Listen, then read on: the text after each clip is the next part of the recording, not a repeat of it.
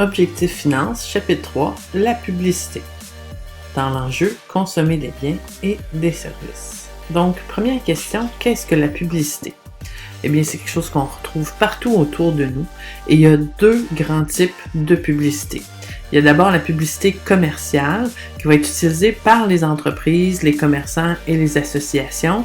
C'est la publicité qui vise à vendre un produit ou un service. Mais il existe aussi le deuxième type de publicité qu'on appelle la publicité sociétale qui va être utilisée surtout par les gouvernements ou encore les organismes à but non lucratif et qui vise à sensibiliser la population sur un enjeu social ou encore encourager un comportement favorable. Donc, toutes les publicités qu'on voit sur le port de la ceinture quand on conduit, sur le fait qu'on ne doit pas boire d'alcool ou de conduire les facultés affaiblies, ou encore les publicités contre la cigarette, entrent dans la catégorie des publicités sociétales. Peu importe le type de publicité, que ce soit commerciale ou sociétale, la publicité s'oriente toujours vers ce qu'on appelle un public cible, c'est-à-dire l'ensemble des consommateurs qui vont être touchés par cette catégorie de biens ou de services. La publicité a toujours le même but, vendre.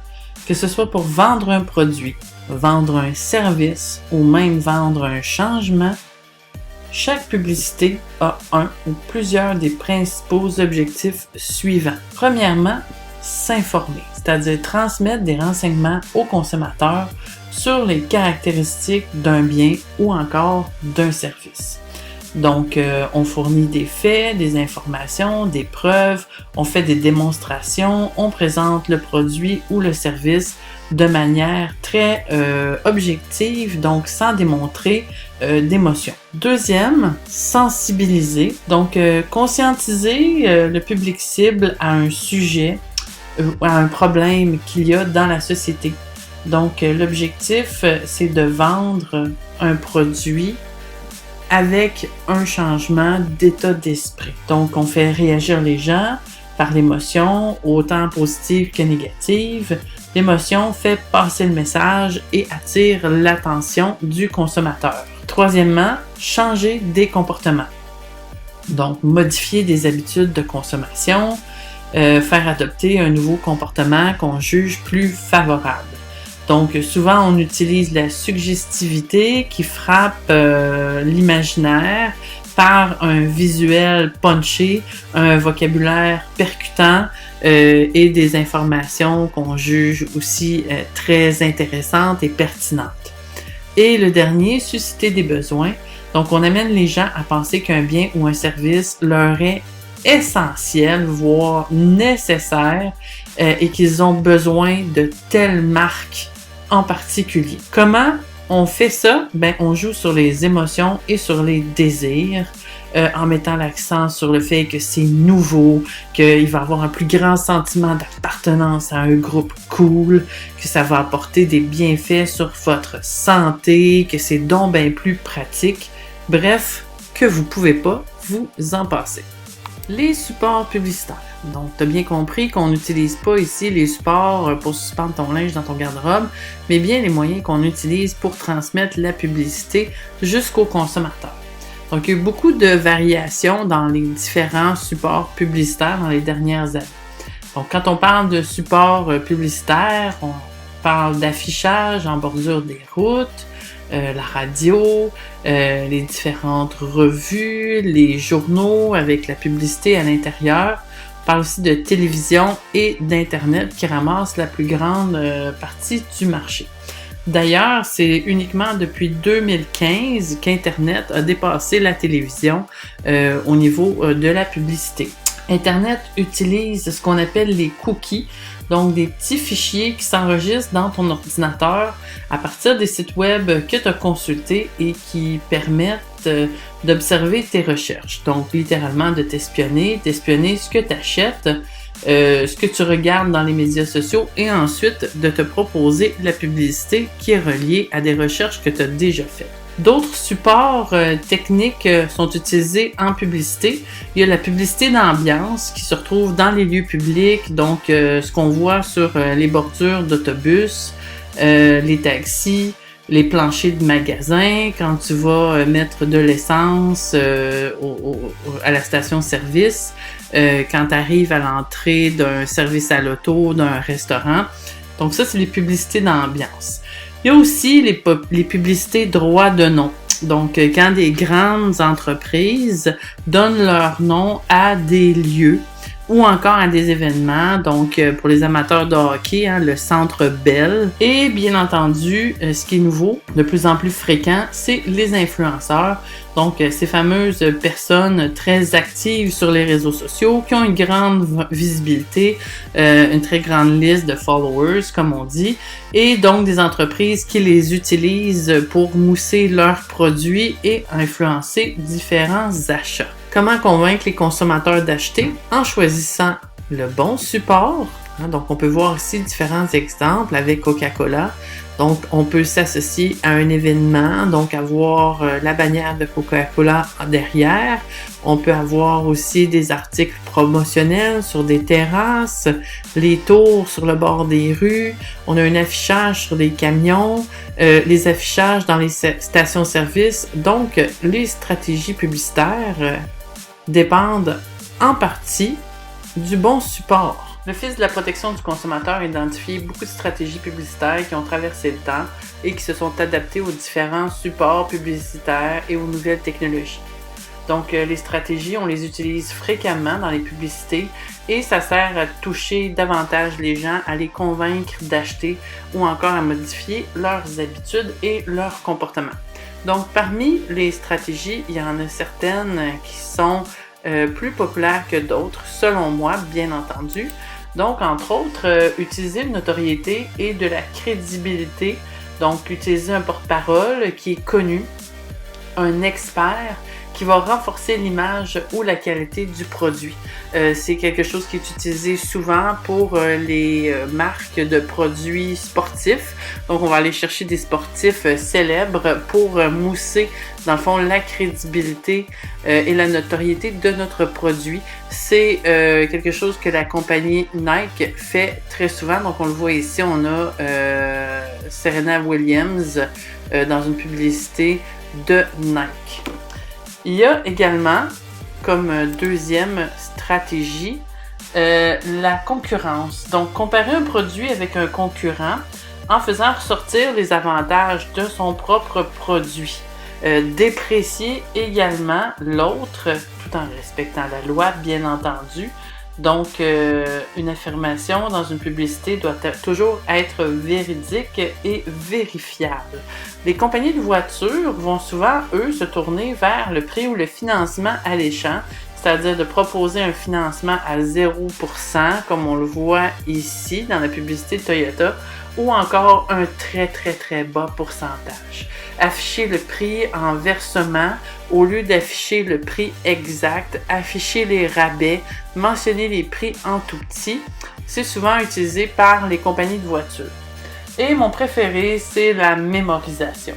Donc, utiliser un slogan, un refrain, un jeu de mots qui est répété souvent avec des éléments visuels ou encore des éléments sonores. Le temps pour déménager, vous composez le 9370707. Selon les données de 2016 effectuées auprès de jeunes Américains qui sont âgés entre 13 et 17 ans, il y en a 68% qui font du magasinage en ligne. Il y en a 51% qui passent plus de 3 heures sur les réseaux sociaux et il y en a 71% qui passent au moins 3 heures par jour sur leur téléphone à regarder des vidéos. Et ça, les compagnies l'ont bien compris parce que le marché des jeunes, c'est un marché qui est très convoité parce que les jeunes de nos jours ont un pouvoir d'achat.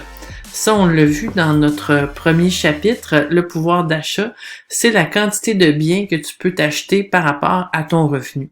Les jeunes maintenant travaillent, gagnent parfois de très bons salaires et ont très peu de dépenses parce qu'ils sont encore chez leurs parents, ce qui leur laisse beaucoup d'argent à dépenser.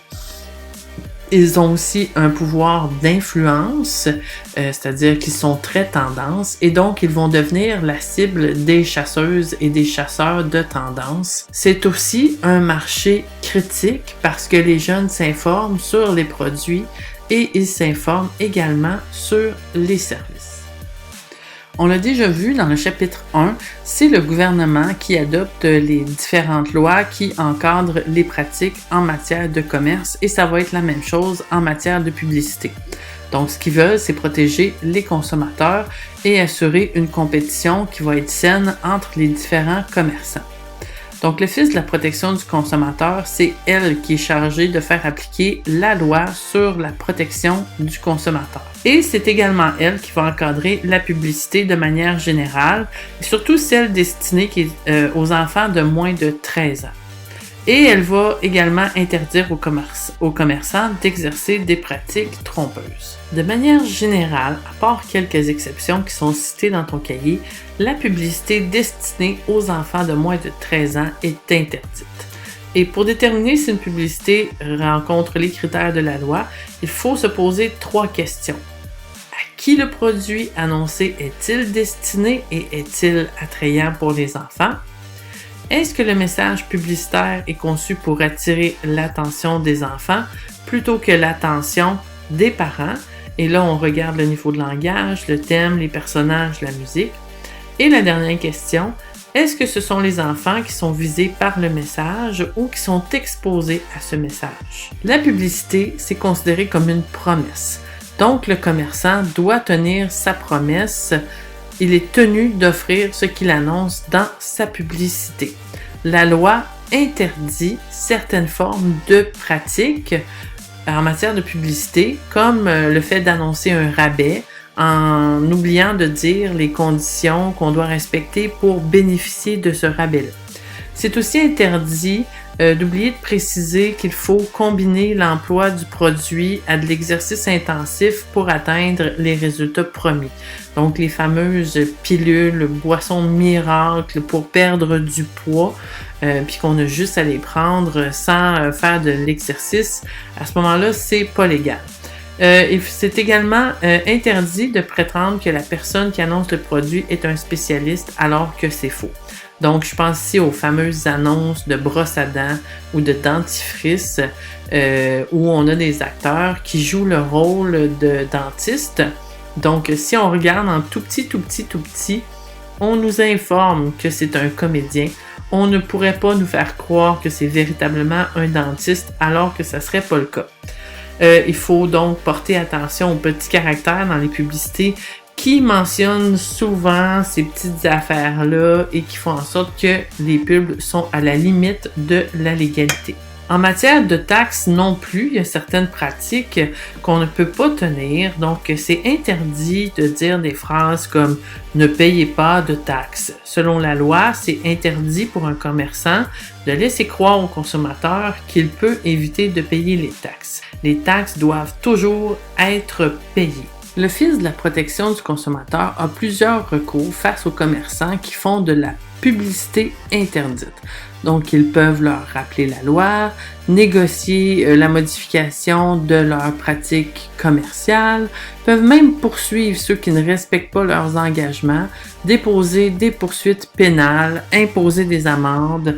En plus de la loi sur la protection du consommateur, il y a d'autres lois qui servent à protéger le consommateur en matière de consommation et de publicité. Il y a entre autres la loi sur la concurrence. Il existe également la loi sur les agents de voyage, donc qui vise à protéger les voyageurs qui font affaire avec les agences de voyage. Il y a la loi canadienne anti-pourriel, donc depuis 2014, la loi interdit entre autres d'envoyer des messages électroniques commerciaux comme des courriels, des textos ou encore l'utilisation des réseaux sociaux sans le consentement de la personne. Et en dernier lieu, il y a la loi sur l'emballage et l'étiquetage des produits de consommation. Donc, ça aide les consommateurs à faire des choix éclairés sur le marché. Le gouvernement va régir l'uniformité, l'intégralité et l'exactitude de l'étiquetage et de l'emballage des produits de consommation.